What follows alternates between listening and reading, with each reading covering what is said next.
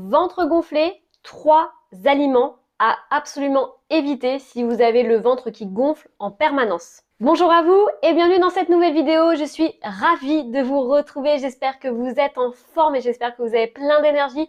Moi, c'est le cas. Je suis très heureuse de vous retrouver dans cette nouvelle vidéo. Je m'appelle Coralie Béguin. Je suis naturopathe spécialisée dans les troubles digestifs chroniques et j'accompagne les personnes qui ont des problématiques de digestion. Avant qu'on commence cette vidéo, n'oubliez pas de vous abonner à ma chaîne YouTube et d'activer la petite cloche pour recevoir les dernières notifications quand je suis en live et également quand je publie des nouvelles vidéos. Bienvenue à vous. Aujourd'hui, on va parler de ces 3 aliments qui irritent considérablement un intestin qui est déjà un petit peu poreux, ou alors si vous souffrez de l'intestin irritable ou encore de la colopathie, je vous conseille de fuir ces 3 aliments. Le premier aliment dont on va parler, eh bien, c'est l'excès des crudités. Alors je sais, beaucoup me disent, oui, mais Coralie, les crudités, c'est énormément prôné, c'est bon pour notre santé, on en a besoin. Alors oui, je suis d'accord, mais quand vous avez un intestin qui est déjà fatigué, qui est déjà poreux, ou vous souffrez peut-être d'un intestin qui fuit, un intestin, ce qu'on appelle le leaky gut, eh bien, si votre intestin n'a plus ce qu'on appelle ces jonctions serrées, pour laisser passer donc les nutriments, il va être desserré, eh bien, ces fibres-là vont irriter votre côlon. Donc on parle bien évidemment d'un excès de crudité. Encore une fois, si vous prenez des assiettes entières de crudité, vous allez sûrement occasionner du ventre ballonné. Et souvent on voit ça chez les femmes et c'est peut-être votre cas. Souvent quand on est en déplacement le midi ou quand on mange avec des collègues, on a envie de manger quelque chose de sain et on se tourne vers des salades bar, vers des assiettes composées avec beaucoup de crudité parce qu'on se dit bah voilà c'est bien, il y a beaucoup de légumes, beaucoup de couleurs et je fais les choses bien pour mon corps. Sauf qu'en fait, après le repas, vous vous retrouvez à avoir le ventre qui est complètement ballonné, vous n'êtes pas bien et souvent vous devez déboutonner votre jean. Donc évitez de manger ce type de plat si vous avez constamment le ventre qui gonfle. Deuxième aliment, eh bien, ce sont les boissons gazeuses. Alors, on parle de toutes les boissons gazeuses. On parle bien évidemment des sodas qui sont absolument à éviter autant que possible et de les garder de manière exceptionnelle si vous êtes invité ou chez des amis. Mais par exemple, tout ce qui va être la Badoit, le Perrier, la San Pellegrino, qui sont des eaux gazeuses, elles vont en fait perturber votre estomac au niveau de la digestion, ça va remplir d'air et ça va gêner au bon fonctionnement du déclenchement des enzymes digestifs, de l'acide chlorhydrique et derrière, vous allez avoir beaucoup de gaz au niveau de l'intestin qui va générer soit du ballonnement tout de suite, soit beaucoup de gaz. Alors c'est plutôt des gaz en général avec de l'air, mais en tout cas vous allez avoir un inconfort au niveau de la digestion. Surtout aussi si vous avez du mal à digérer au niveau de l'estomac, je vous conseille d'éviter vraiment ces boissons gazeuses qui perturbent beaucoup au niveau des fonctions enzymatiques de l'estomac. Troisième aliment qui est un composé qu'on va retrouver beaucoup dans les végétaux, qui est une protéine qu'on va retrouver beaucoup dans les végétaux, ce sont les lectines. Je n'en parle pas beaucoup dans les vidéos YouTube, mais j'ai décidé d'aborder ce sujet avec vous. Alors déjà, les lectines, qu'est-ce que c'est? Pourquoi on parle des lectines?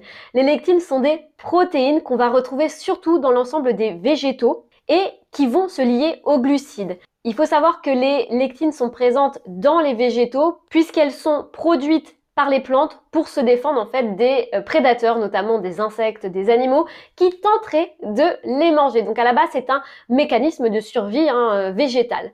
Sauf que les lectines demandent un travail un peu plus important au niveau de votre muqueuse intestinale et si vous êtes déjà ballonné, fatigué, que vous avez du mal à digérer, eh bien votre intestin ne va pas pouvoir le faire correctement et donc il va finalement, si vous voulez, les lectines en excès vont participer à desserrer encore vos jonctions serrées au niveau de l'intestin.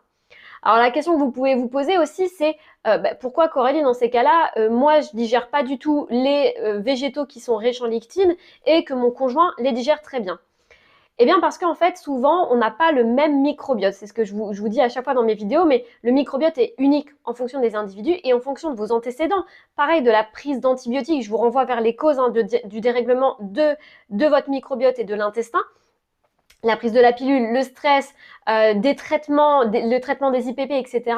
vont participer au dérèglement de votre microbiote et donc à favoriser le fait que vos entérocytes, vos jonctions serrées se desserrent et si elles se desserrent, eh bien vous allez avoir beaucoup de macromolécules et aussi des antinutriments qui vont circuler dans le sang et peuvent déclencher des maladies auto-immunes, maladies effectivement neurodégénératives, Parkinson, Alzheimer, etc. Mais c'est pas le but de cette vidéo, mais c'est pour vous dire que si votre conjoint ou des amis que vous connaissez digèrent très bien les végétaux, c'est parce qu'ils ont une capacité digestive qui va être plus importante que la vôtre et que l'intestin va être, si vous voulez, avec des jonctions serrées un peu plus importantes.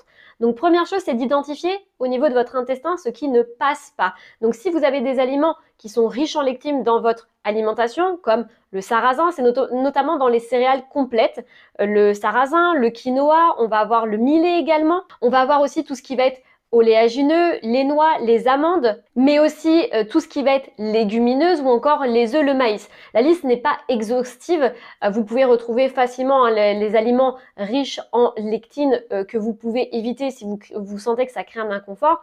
On va retrouver aussi beaucoup les lectines dans les poivrons, les aubergines. Donc si vous sentez que vous avez une sensibilité, que ça vous pique la langue, que vous sentez que vous avez de l'inconfort, eh bien peut-être pendant un temps diminuer les végétaux qui ne passent pas au niveau de votre intestin. Et le conseil également que je veux vous donner, c'est eh bien pourquoi pas tenir un journal dans lequel vous allez noter ce qui passe et ce qui passe pas. C'est intéressant d'avoir un journal un peu de bord et de noter les aliments en fait que vous prenez au quotidien et d'observer vos symptômes. Eh bien là j'ai mangé du poivron, ce n'est pas du tout passé, et donc vous notez et vous pouvez les éliminer pour aussi permettre à votre intestin de se reposer et d'éviter de produire aussi trop de toxines en essayant de digérer des aliments qu'il n'arrive plus à digérer.